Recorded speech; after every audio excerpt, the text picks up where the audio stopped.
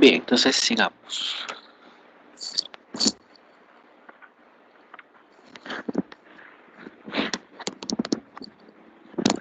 Pues estábamos hablando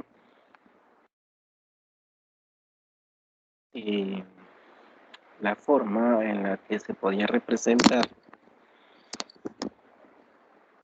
una serie de decaimientos.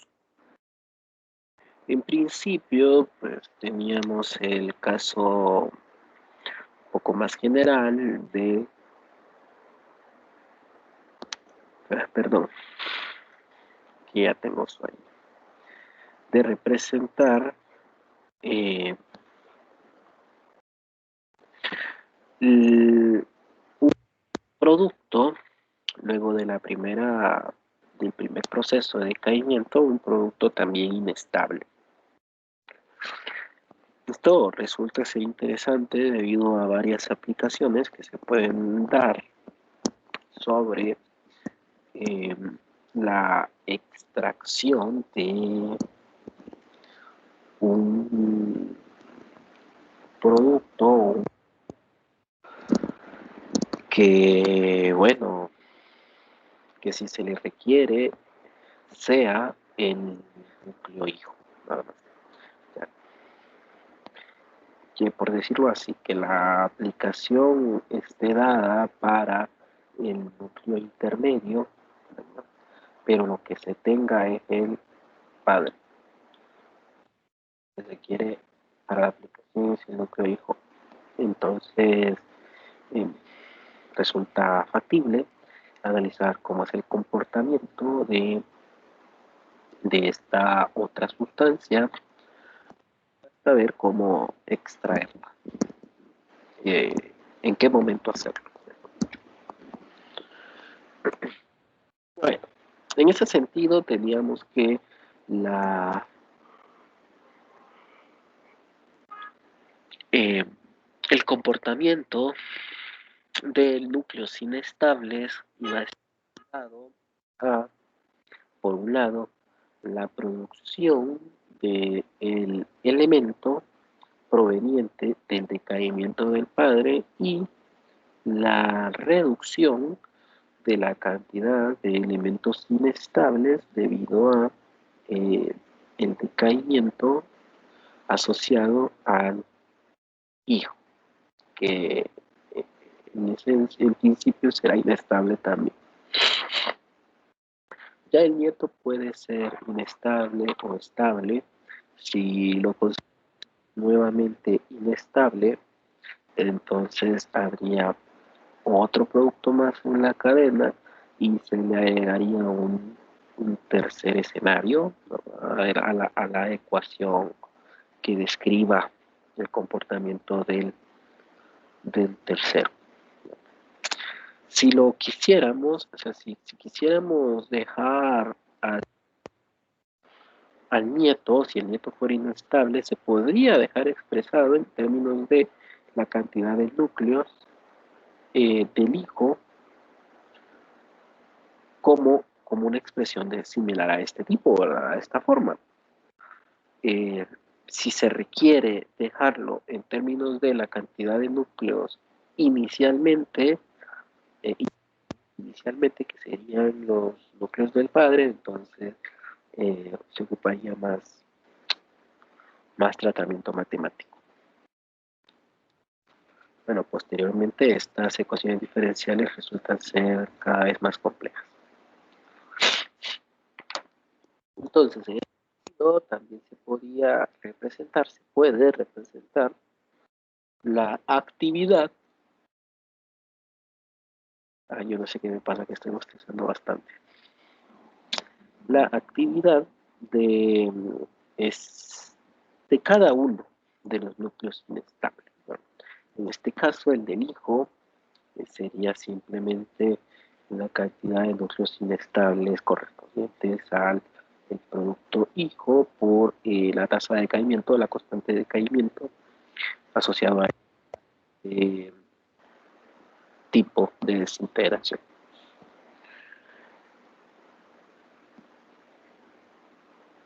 Bueno, eso.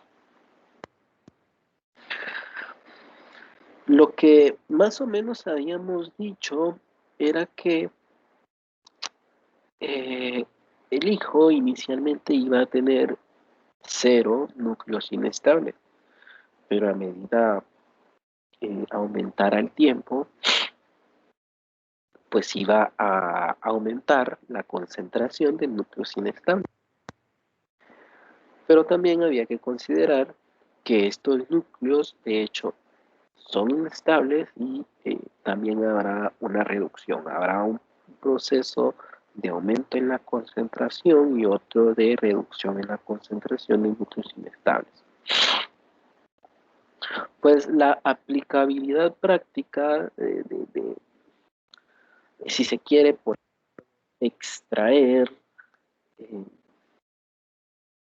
el elemento asociado al hijo inestable, entonces, por lo general, se busca un tiempo específico o un momento específico para eh, lograr extraer, ¿no?, la mayor cantidad que se pueda. A eso en física le llamaremos tiempo característico y será aquel tiempo en donde la actividad, ¿no?, será máxima. ¿Sí?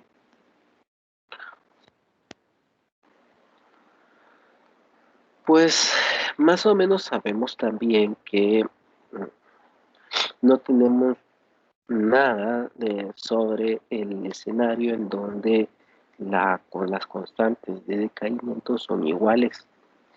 Entonces se parte del hecho de que para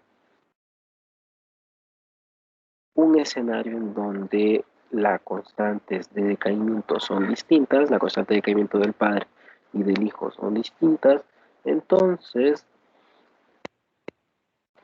el tiempo característico debe de ser determinado con la evaluación de un máximo y un mínimo relativo, o sea, de los máximos o mínimos relativos, que en cálculo lo hacíamos de esta forma, ¿verdad? Como la primera derivada de la función con respecto a la variable pendiente igualado a 0. En este caso nos asegurábamos que la pendiente eh, del comportamiento iba a ser 0. Con eso pues, analizábamos máximos y mínimos relativos.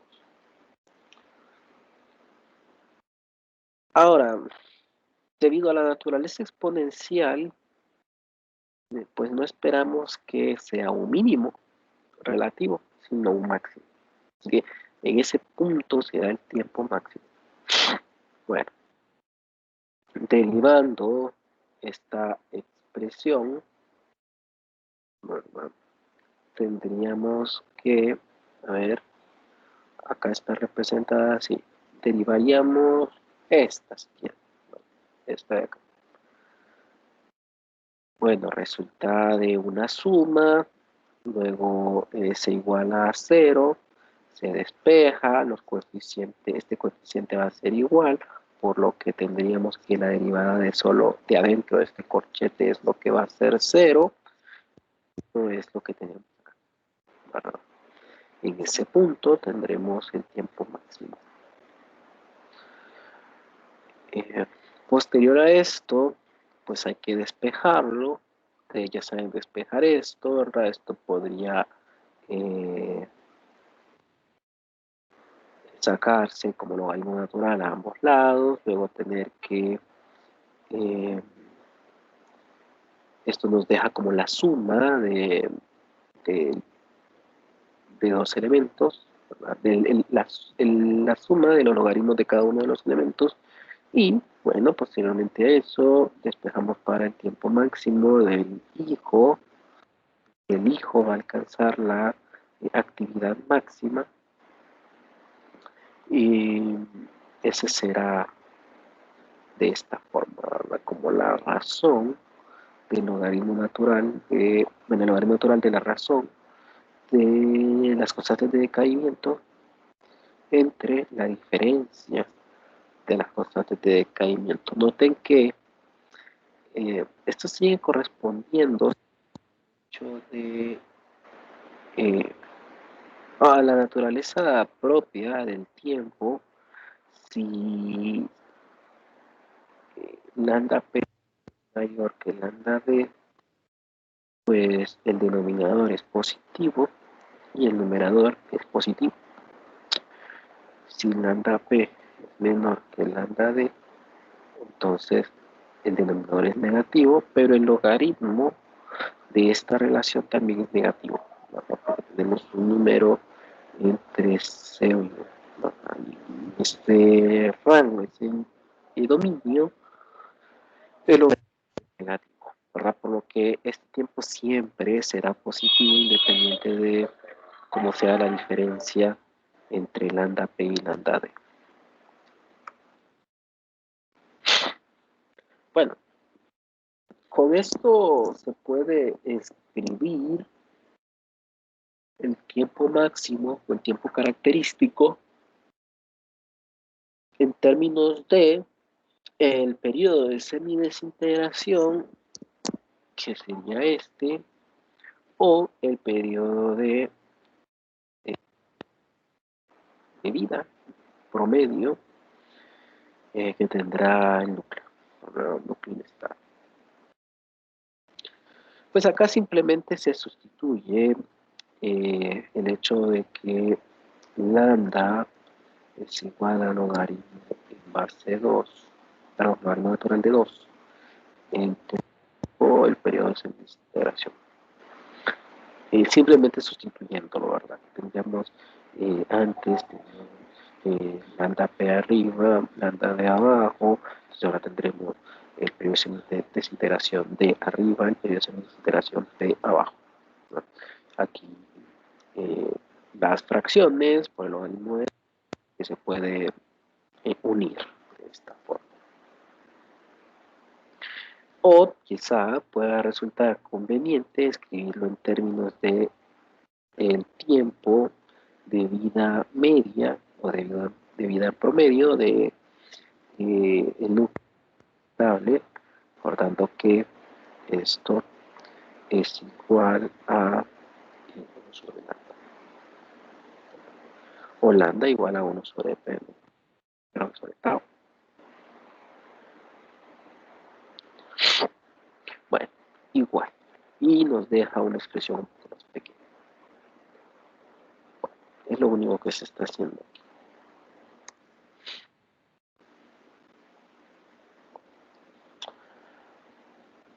Pues eventualmente analizar las expresiones en términos de las constantes de decaimiento resulta ser un poco difícil de ver lo que hay que hacer. Tal vez no, ¿verdad? De que en el caso en donde decíamos que esto no está definido para el caso en el que lambda p es igual a lambda d, pero tenemos que el numerador, o sea, tenemos que esto es 0 sobre 0, y entonces podríamos encontrar el límite cuando una variable, cuando un parámetro se acerca al otro.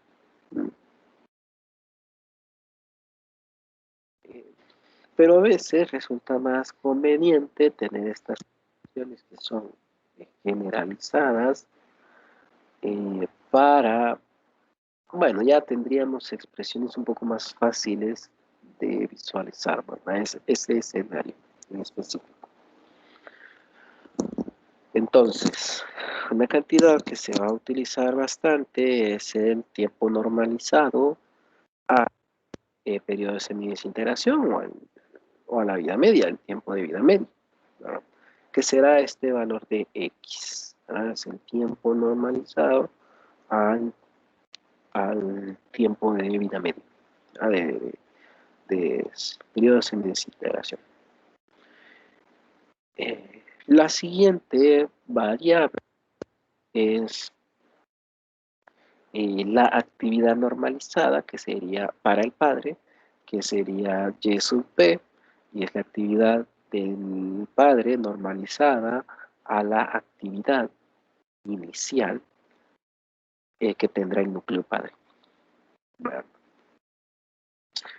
en esta medida, entonces, la variable representa la probabilidad de que el núcleo decaiga. La probabilidad de decaimiento de los núcleos en función del tiempo. Bueno, la siguiente sería ahora la actividad del hijo, el núcleo hijo normalizado a la actividad inicial del núcleo padre, de los núcleos padre.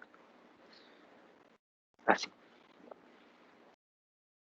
Esto, pues, si ustedes lo miran desde una perspectiva un poco más amplia, no nos denota exactamente una probabilidad, sino una relación de probabilidades. La probabilidad de el decaimiento del padre, que aumentará la concentración, y la probabilidad del decaimiento del hijo, que es la concentración, por un factor, ¿verdad? Que en principio es adimensional, factor asociado sin dimensiones.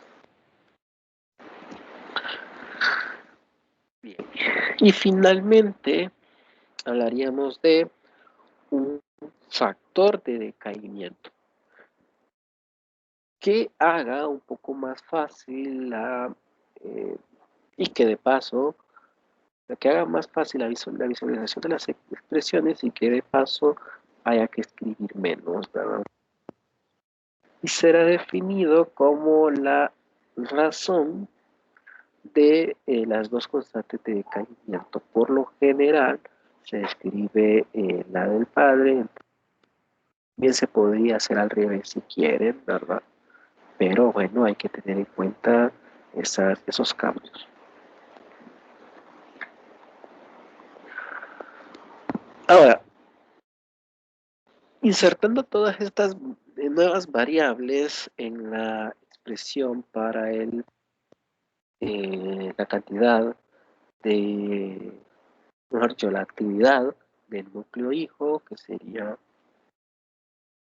esta, nosotros podemos expresarlo así, por ejemplo, A sub P, y este va a ser, si lo pasamos a dividir, A sub D sobre A sub P, 0, entonces este es Y D. Bueno, y será lambda D menos lambda P por esto. Bueno, en sentido, entonces tendríamos que esto de acá es lambda D entre lambda P menos lambda D.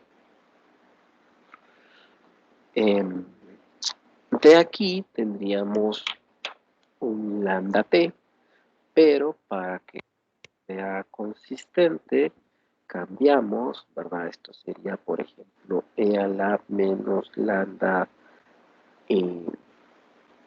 P T, pero lambda puede escribirse, lambda P puede escribirse como logaritmo natural de 2 por T entre el periodo de semidesintegración. Y esto es X. T sobre T un medio es X. El tiempo normalizado. Listo. De acá tendríamos en otro caso, ¿verdad? De E menos lambda de T. Para esto, pues no tenemos variables. Entonces lo que hay que hacer es multiplicar por M. Al multiplicar por M, básicamente lo que estamos haciendo es escribiendo lambda P sobre lambda D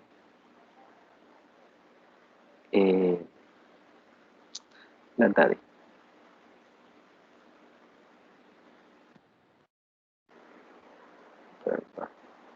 Así está bien. lambda P, lambda D.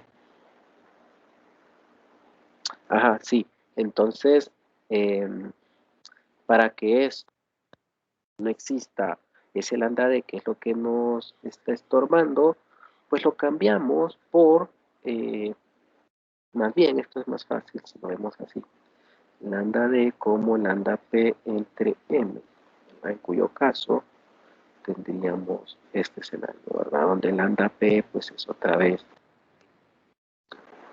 el logaritmo de 2 entre, pues aquí, M T de un medio, ¿verdad? Para P. Así que, bueno, aquí vuelve a aparecer el tiempo normalizado, pero entre M, por el logaritmo de 2. Pues, por, por propiedades del logaritmo, esta x puede subir al 2, esta x sobre m también, ¿verdad? Al 2, y entonces el exponencial del logaritmo es simplemente eh, un, un exponencial, pero una función, pero no con base e, sino con base 2. Y aquí comienza a verse un poco más fácil, ¿verdad? Que eh, lo que nos representa el caso en donde no está ido sería para M, que es el escenario en donde P sobre lambda D son iguales.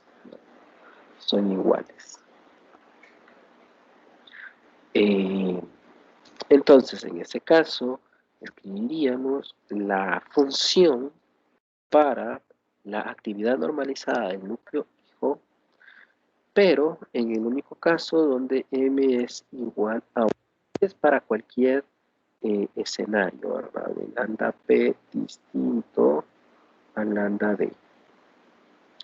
Pero este es para lambda p igual a lambda d. En ese caso podemos aplicar el límite, ya que cuando se evalúa en m igual 1, este término es 0 y este término es 0, así que se puede aplicar la regla del L'Hopital, derivando arriba, derivando abajo, arriba nos queda de esta manera, y abajo queda menos 1, por lo que todo esto resulta ser eh, una función bien establecida. Una función establecida, que sería de esta forma.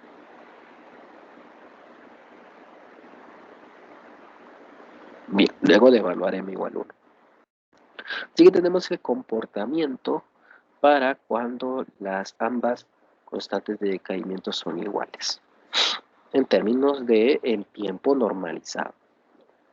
Todo está en términos del tiempo normalizado. Este es un gráfico de el comportamiento de la actividad. Aquí está esta punteada que aparece aquí, es la actividad del padre, como decae en la actividad normalizada del padre, como una medida de comparación, ¿verdad? Como para intentar comparar. Noten que se cumple el hecho que, por ejemplo, para eh, núcleos con m, este valor de aquí es m igual a 0.1, lo que nos indica que la constante de decaimiento del núcleo hijo es 10 veces mayor que la constante del núcleo padre,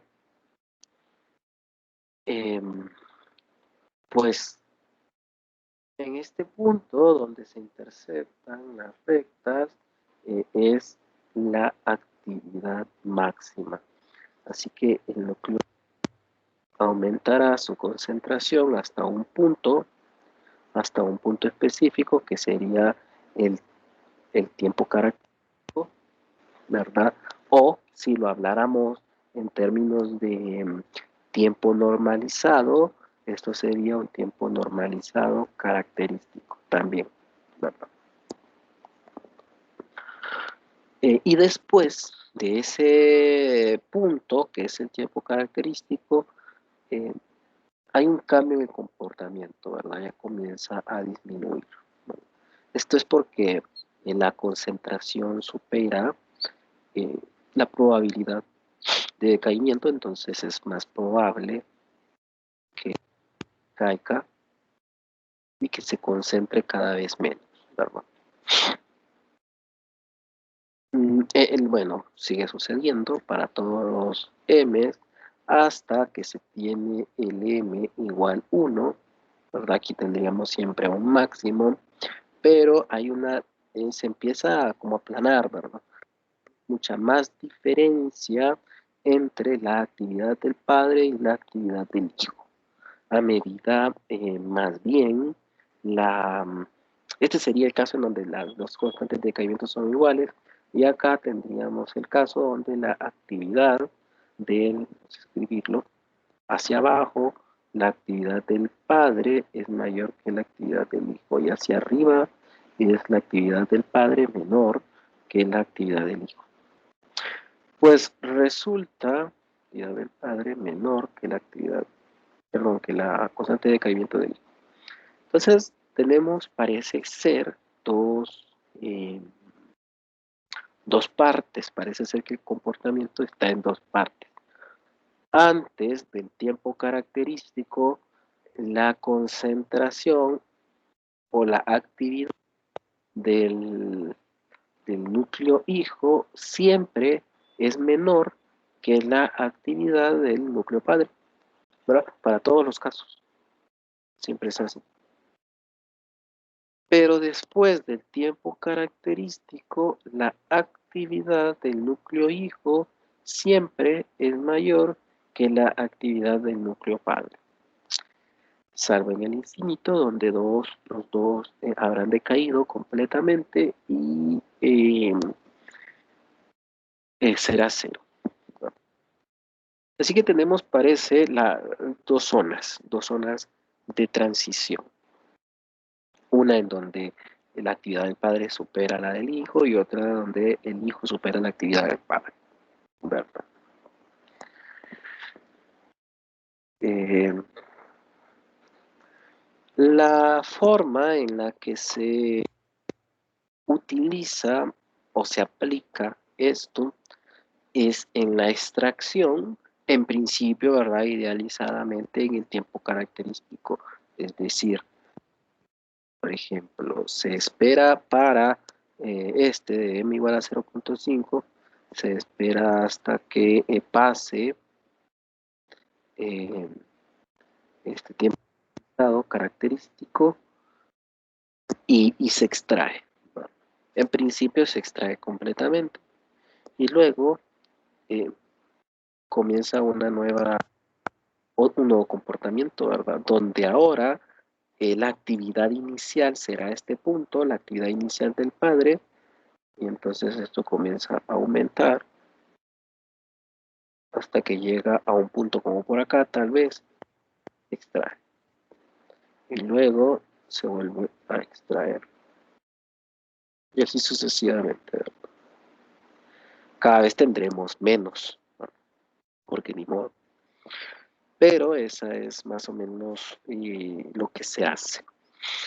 Si ustedes llegaran a ver en algún momento, tal vez porque ustedes eh, se ponen a investigar por su cuenta, de que el tiempo característico es mayor, digamos, se extrae no, ¿verdad? No en este punto, sino que se extrae como por aquí. Entonces, nuevamente, ¿verdad? Eh, correspondería a otras cosas, pero eh, a partir de aquí comenzaría otra vez la concentración, ¿verdad? Aumentar la concentración.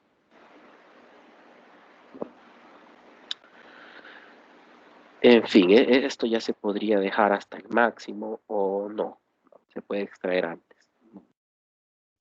Para la finalidad práctica, pues no es necesario esperar específicamente el tiempo característico para traer la sustancia, bien se puede hacer antes sin importar más. Y de todos modos, a nivel práctico existen múltiples detectores usados para saber cuánta actividad se ha extraído. Pero el análisis teórico funciona, o sea, puede ayudar para determinar, por ejemplo, eh, cuánta actividad debe de tener mi sustancia inicialmente y determinar cuánto me va a funcionar. Por ejemplo, en medicina nuclear se utiliza mucho el versátil, este elemento, tecnecio 99 metestable, para el diagnóstico en medicina nuclear convencional, porque también en medicina nuclear eh, para tratamientos y para diagnóstico, pero por PET. Entonces, convencional, tenemos el tecnecio 99, es metestable.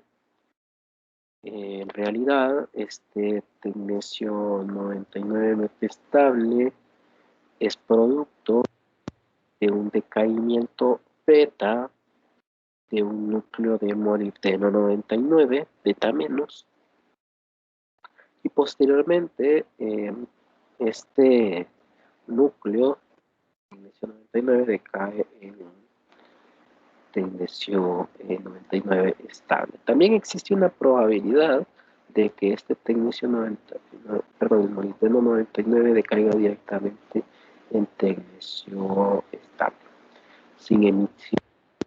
Solo por el decaimiento beta puro, ¿verdad? En ese escenario, el electrón se llevaría toda la energía de la reacción.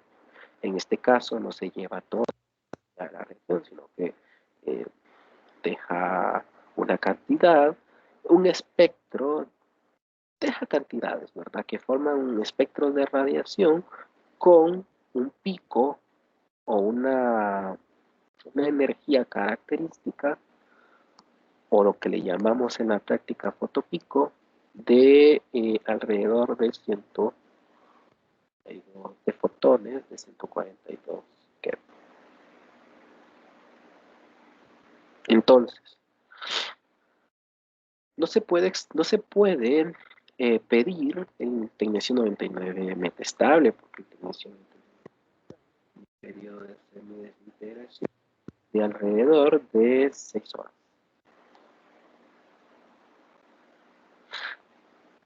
Mientras que el periodo de semidesintegración del molibdeno es de alrededor de 60 horas. A ver si estoy mal.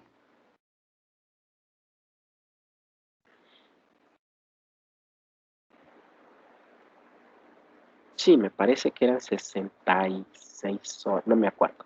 60 horas, me parece que era así. Ahí lo investigué. El punto es que la desintegración del molibdeno es mayor que el del tecnecio 99, detestable. Entonces es más factible eh, distribuir molibdeno 99 y después, por su tiempo, ¿verdad? Por el tiempo que dura. Y después extraer el, el tecnecio 99, metestable. Ya los pondré a calcular este tiempo característico, eh, pero este sería el escenario en donde el lambda del padre es menor que el lambda del hijo. El de más lento del núcleo que el del núcleo hijo, el del núcleo es más rápido. Entonces sería un escenario con m menor a 1. Sería este escenario de acá. Así que se espera el tiempo característico, se extrae el tecnesio 99, se puede, con este análisis, se puede predecir cuánta actividad aproximadamente tendría el núcleo, el material del núcleo hijo, el material producto, si se extrae, por ejemplo, en 1 hora, o si se extrae en 3 horas, perdón, se puede predecir. También, conforme a esto, por ejemplo, imagínense que se requiera realizar unos 10 estudios, ¿verdad?, a 10 personas distintas, por lo que necesitaría una cantidad que se va a administrar al paciente para 10 pacientes. Entonces, en función de cuánto se le quiera colocar a cada paciente, puede decir o establecer cuánta actividad total debo de tener para ese día. Y entonces podemos predecir mediante eso cuánta actividad debe de tener. Cuánta actividad de molibdeno 99 tenemos que comprar para que al momento de realizar la extracción tengamos la actividad que necesitamos y no menos, ¿verdad? En fin, hay tantas cosas que se pueden hacer por más allá del hecho de que se extrae y la sustancia se puede medir con algún tipo de medidor, con algún tipo de detección, para saber cuánta actividad se tiene. Esto es para predecir. En medicina nuclear esta es una de las cosas que hace el físico, ¿verdad? Le dice a la institución cuánto se tiene que comprar. A ustedes les van a decir, miren, queremos el sábado 5 pacientes. A cada paciente le vamos a administrar 0.11 milicuries por kilogramo. ¿Y cuánto tengo que comprar de molibdeno para tener la totalidad de actividad que para hacer los 5 estudios que ocupo hacer? Bueno, ese es un problema real y eso es lo que van a hacer ustedes también en la clase. Bien, ¿alguna pregunta, alguna duda, algún comentario? Acá.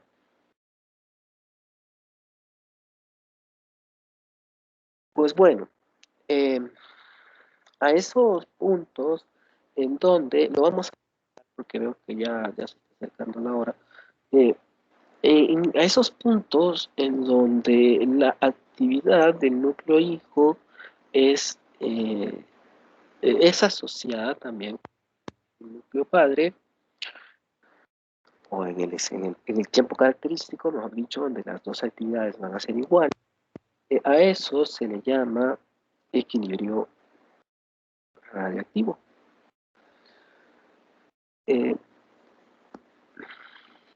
Prácticamente alcanzaríamos el equilibrio radioactivo, ¿no?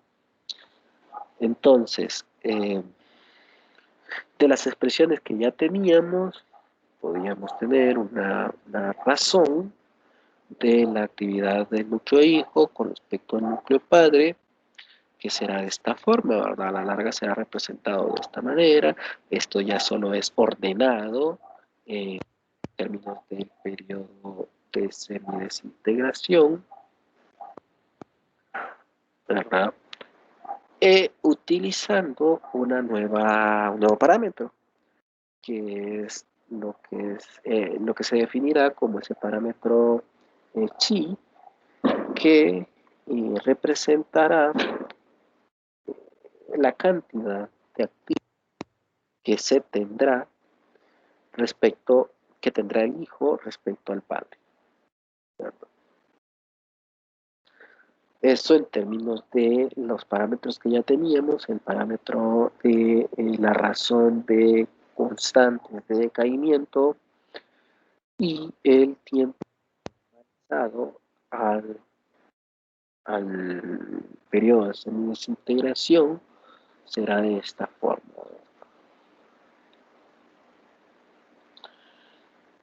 Entonces, nuevamente, eh, esto tendrá, se podrá representarse para m's distintos de 1. Pero para el caso en donde m es igual a 1, no estaría definido. Vemos al mismo, miramos que este término de aquí, cuando m vale 1, es 0, todo este término entre corchetes, el denominador cuando m vale 1 es 0, entonces tenemos una forma de indefinida, aplicamos la regla del L'Hopital y posterior a evaluar cuando m es igual a 1, entonces tendremos esta función, el logaritmo de 2 por el tiempo normalizado al periodo de semidesintegración. Pues noten que como este es un dato del tiempo dado al periodo de semidesintegración, básicamente esto es lambda, perdón, esto es lambda, lambda, básicamente. Lo que diríamos que en realidad esta es una función lineal. Y está bien. Eso es lo que sucede. En este gráfico lo que vemos es que cuando m es igual a 1, tenemos un comportamiento lineal de la actividad del hijo respecto a la actividad del padre. Y tendríamos dos comportamientos, ¿verdad?, asociados a ellos. Cuando la actividad, mejor dicho, cuando chi es mayor que 1, tendríamos el escenario donde la actividad del hijo es mayor que la actividad del padre. Cuando chi es menor que 1, tendríamos el escenario donde la actividad del hijo es menor a la actividad del padre. Cuando esto es así,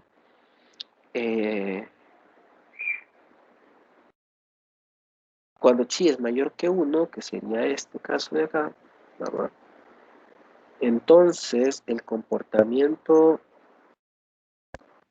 así, ¿verdad?, como divergente. Pero como tenemos el otro caso donde la actividad del hijo es menor que la actividad del padre, entonces más o menos parece que llega a un punto en donde pues podríamos decir que la relación de actividades entre ellos es casi la misma, un punto, una zona de saturación. ¿Cómo representamos esto con lo que ya habíamos visto? Pues noten que nuevamente en realidad tenemos esas dos zonas, ¿verdad? O sea, dos comportamientos.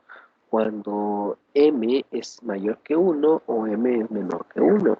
O el hecho de tener este tiempo característico aquí asociado a la relación de actividad. Antes del tiempo característico, resulta que la actividad del padre siempre es mayor que la actividad del hijo. Después del tiempo característico, la actividad del padre siempre es menor que la actividad del hijo.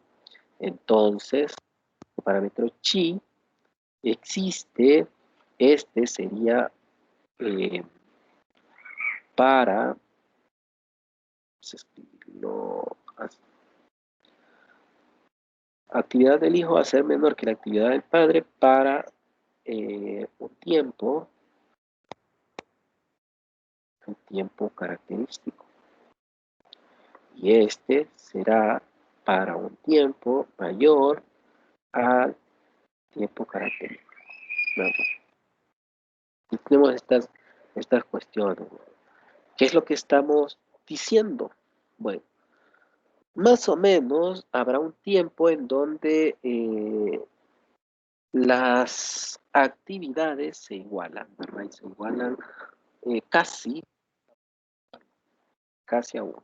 Ese sería el caso donde se alcanza el tiempo característico. Después, no parece ser que aumente tanto, ¿verdad? Porque como que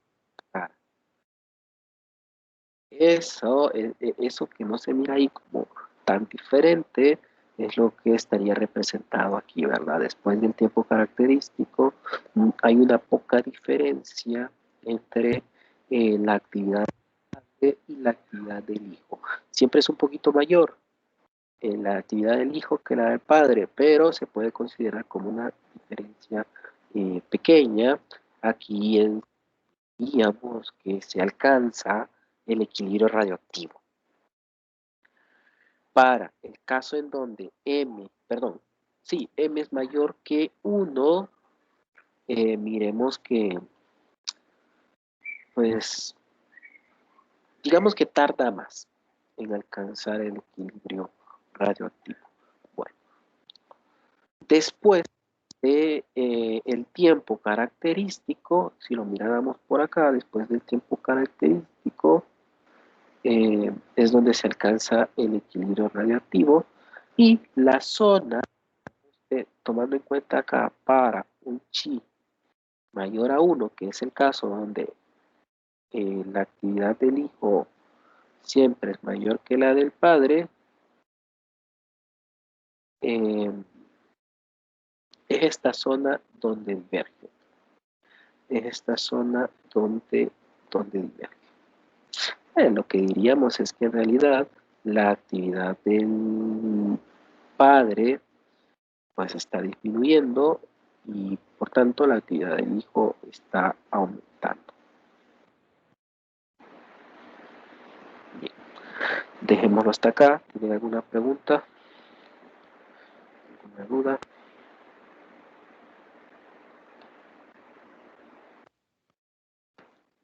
Casi me paso. Bien, si no tienen preguntas, dudas, mañana, mañana no nos reunimos, ¿verdad? Mañana ustedes comienzan con los cursos, entonces nos reunimos el lunes con las exposiciones. ¿A quién le toca el lunes, por cierto? A mí me A mí toca. me toca.